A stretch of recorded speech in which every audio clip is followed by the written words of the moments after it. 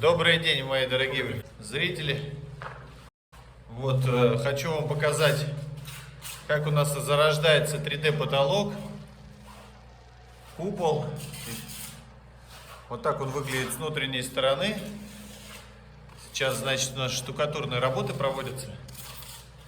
Подготавливается поверхность, отделки.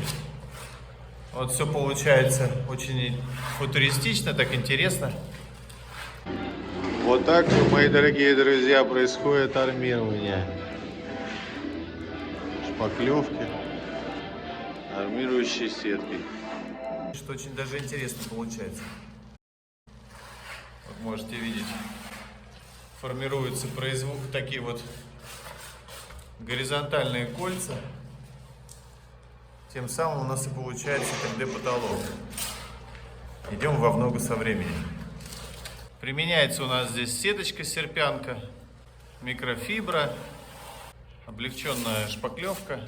Вот, и пропитка адгезионная. Вот как вы можете видеть, уже ярко выраженные кольца.